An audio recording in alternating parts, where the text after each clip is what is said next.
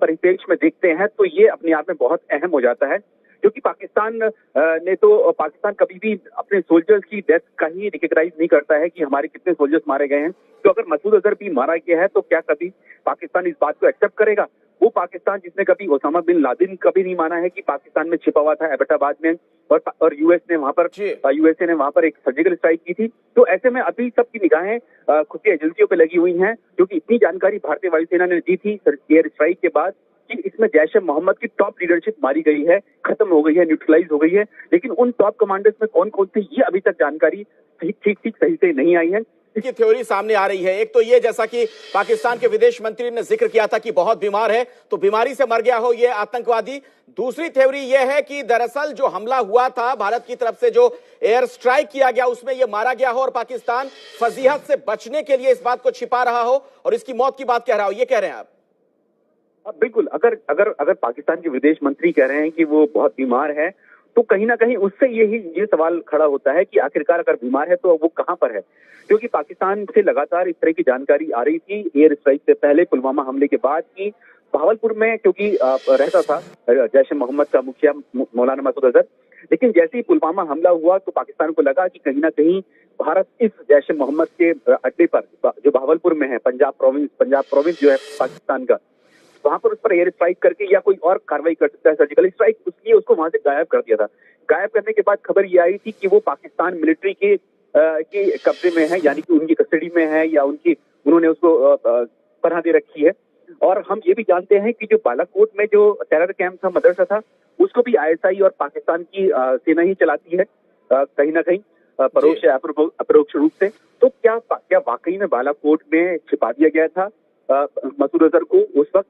क्योंकि किसी को ऐसी उम्मीद नहीं थी कि बालाकोट में घुसकर भारतीय वायुसेना एयर स्ट्राइक कर सकती है, वहां कोई हमला कर सकती है।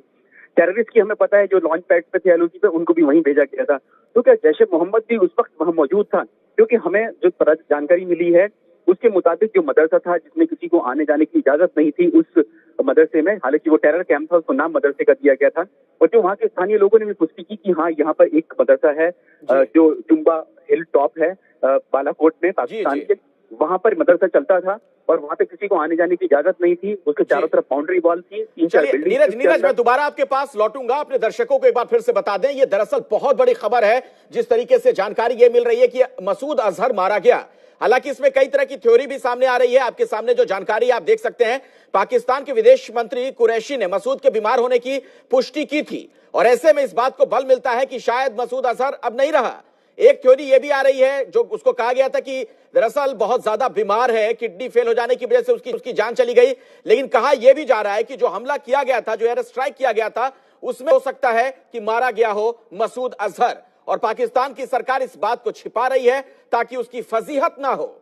तो मसूद की मौत को लेकर फिलहाल दो थ्योरी सामने आ रही है। इंसानियत का दुश्मन, अमन का दुश्मन मसूद अजहर नहीं रहा, उसकी मौत की सूचना मिल रही है। तो ये तमाम जानकारियां निकलकर सामने आ रही हैं। और देखिए क्या कहा था पाकिस्तान के विदेश मंत्री ने। 1 मार्च का वो बयान आपके सामने है। जहां तक मेरी जानकारी है तो वो पाकिस्तान में है, मसूद बीमार है, इस कदर बीमार है कि वो अपने घर से निकल नहीं सकता। यानी पाकिस्तान के विदेश मंत्री ने खुद इस बात की तस्दीक की थी कि बहुत ज्यादा बीमार है ये दहशतगर्द, और इस कदर बीमार है कि वो घर से बाहर नहीं निकल पा रहा है, यानी चल फिर नहीं सकता। और मेरे साथ राज कादियान साहब इस वक्त जुड़ चुके हैं, डिफेंस एक्सपर्ट। राज कादियान जी, क्या आप लोगों को भी कोई इस तरह की जानकारी मिल पा रही है क्या मसूद अजहर को लेकर?